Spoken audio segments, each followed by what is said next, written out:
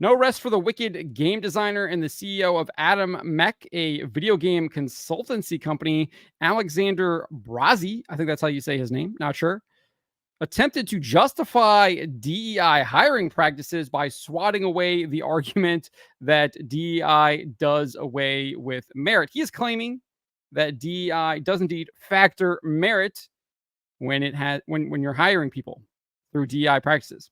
So let's get into this. Before we do, I'd like to ask you, please hit that subscribe button, hit that bell for notifications so you don't miss any of our future videos here at the Trent Report. I wrote this up over at thatparkplace.com. Before we get into this, this is Alexander Braize right here on X. You can see AtomechCom CEO, no rest for the wicked game designer, former game systems designer at Riot Games, and a former game designer at Blizzard. He's also the owner of GameDesignSkills.com. If you go over here and look at Adam Mech, clearly says that it is Atomech Consulting is a video game design firm that brings high-level design experience and direction to new studios through short-term training, design review, and long-term support services. We empower studios to create engaging gaming experiences through our comprehensive game design strategy. So it looks to be a game similar, or a game design company, consulting company similar to Sweet Baby Inc., although we're not seeing the heavy woke ideology on their website as we did with Sweet Baby Inc. But it kind of gives you an idea of who this person is, right? So as reported by Packer Girl, Braize commented on a post from Wog Studios CEO. So we're going to go through Wog Studios. They, I guess, make prop guns for Hollywood and stuff. Jade Law is their CEO, and she has this really lengthy post on X. Not going to go over all it, just go over a little bit of it here.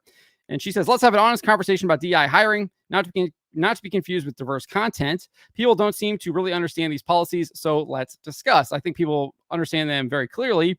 I think you're just going to tell me that you're going to tell me what you're going to lie to me and try and get me to think what you're saying is the truth when we know it's not.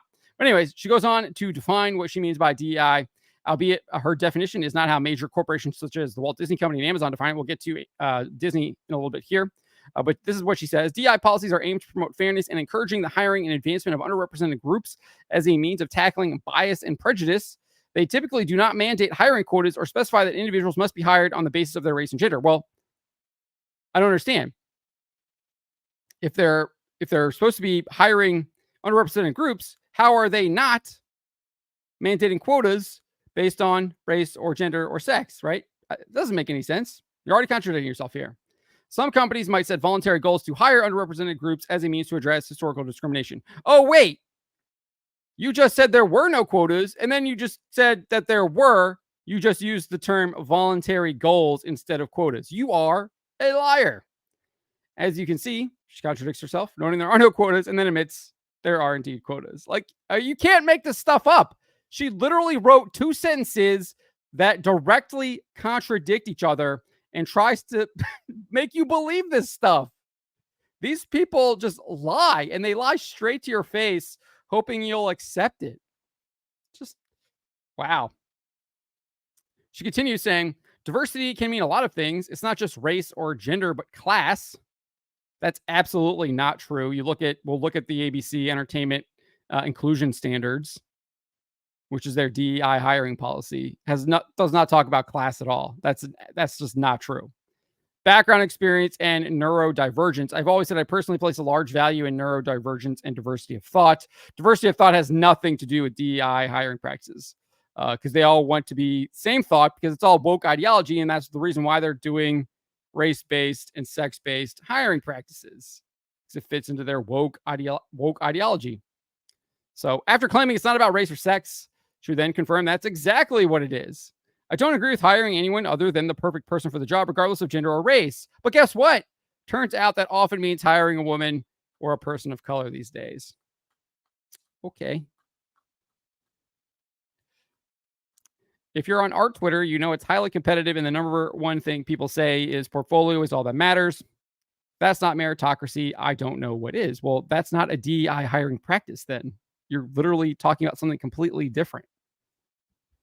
Because as you just noted, DEI is all about quotas, and quotas based on race and sex. And then you added in class, background experience, and neurodivergence. That's not what we see from these major corporations. So, despite the numerous contradictions and obvious lies, already law then attempts to justify why these racial and gender quotas are now mainstream. She says, well, one of the big reasons is how accessible the industry is now. You can literally find all the resources you need to learn art and even programming online for free. The industry is wonderful for social mobility. I personally think that's a great thing, as breaking through class barriers is something I'd love to see more working class people achieve. So, this has absolutely nothing to do with DEI hiring policies, because they are all about race and gender, and she's still trying to make it about class. And the fact that you can go and learn a bunch of stuff on the internet has nothing to do with DI hiring policies. So I don't know what she's even talking about here. She's just trying to like make she's trying to make DI hiring policies sound good when she's not even talking about them, right? So a really lengthy post here. You can read all of it if you want. It's extraordinarily long.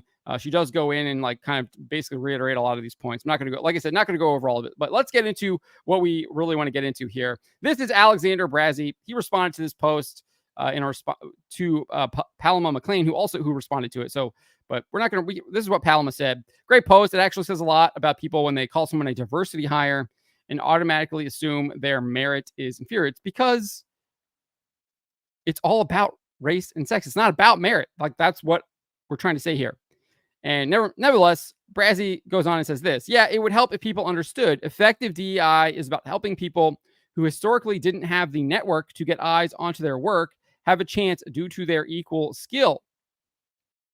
The whole merit smearing is so banal, presumptuous, and out of touch with reality. Well, if it's all about merit, you wouldn't need DEI, which clearly promotes based on sex and race to get your work in front of people. You would be grinding away just like everyone else, and the cream would rise to the top.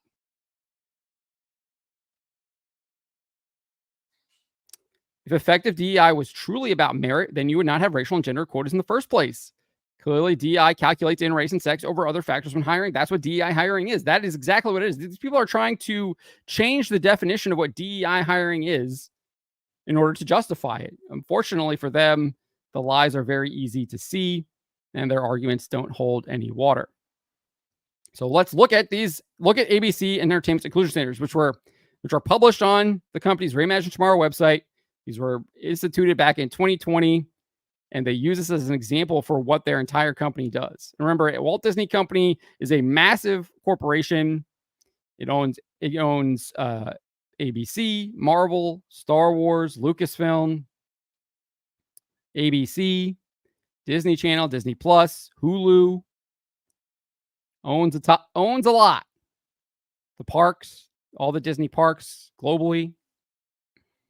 This is what their standards say. Characters and actors must be 50% or more from underrepresented groups. Looks like a quota to me. What's an underrepresented group? Non-white? Woman? Non-white, non-male? That's what an underrepresented group is. Looks like sex and race quotas need to have characters and actors 50% of your productions at ABC Entertainment. This was instituted in 2020. You go down this. Producers, same requirement, 50%. Writing staff, 50%. Directors, 50%. Production department heads, 50%. It's all right here. You can see it. So these people are lying to you. Alexander Braize is lying to you. DI hiring practices DI practices have nothing to do with merit. It's all about your identity. And that's what it is. And he failed at trying to justify DI hiring practices. DI hiring practices are evil. They should be banned. And they are actually being challenged in court. There was an EEOC filing a couple months ago, might have been last month, by America First Legal over their Reimagine Tomorrow hiring practices. And I think that's kind of a preliminary stage for them to file a lawsuit against the Walt Disney Company for these DEI practices that are, I think, going to have a very strong challenge in court and will likely go to the Supreme Court. And we've seen the Supreme Court kind of make a number of rulings against DEI initiatives elsewhere. Saw the Harvard case. I think there was just a recent case just at the end of last month as well with a sheriff or something like that, a police officer in Texas. So this stuff is not only is it immoral, but it's soon to be, I think, illegal because it is all about quotas. It has nothing to do with merit, as Alexander Braize is trying to argue here. Let me know what you guys make of this. Let me know what your thoughts are on his attempt to justify DEI hiring practices. Leave a comment below. Remember to always be charitable to each other, but to always speak the truth.